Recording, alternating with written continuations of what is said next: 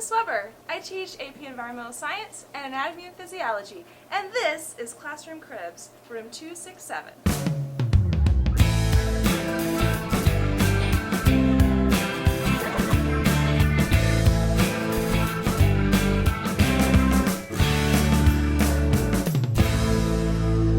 So this is my collection of all my dead animals in my room. A snake skin up here on the wall, quite large I would say. This is my white-tailed deer. This is actually the mascot for our classroom. His name is Freddie, and he provides us inspiration as we go about our day. He keeps a watch on everybody too. I actually have cameras in his eyes so that he can kind of monitor what goes on in the classroom a little bit. Alright, this is a couple of skins I have. This is a fox skin and a squirrel skin. So I actually skinned these myself and preserved them.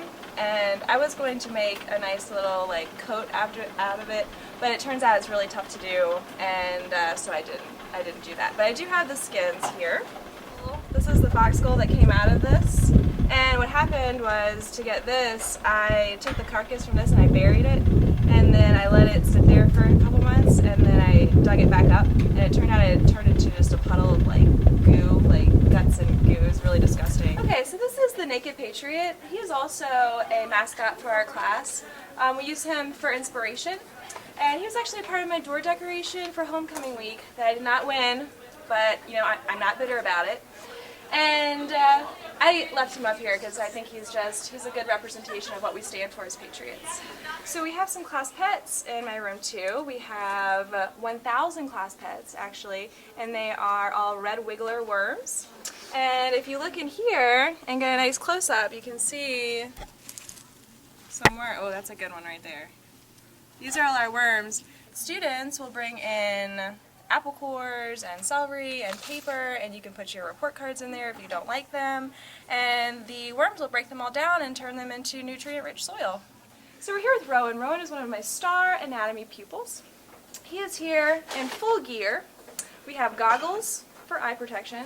We have a nice jacket so he doesn't get rat juice on him and stain his clothes, and he is holding on his skinned rat. He skinned this himself with a scalpel and some hard work, and you can see that it's a nice example of the musculature of the rat.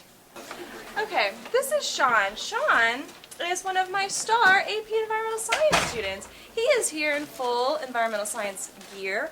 First of all, we have his waders. Waders are used for when you go out into the water and you don't want to get your socks wet and your feet wet.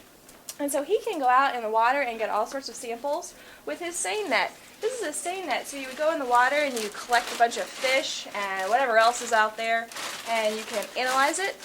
And then we also have a turbidity tube, and that looks at how much dissolved solids are in the water. This is what you could look like every day if you take AP Environmental Science.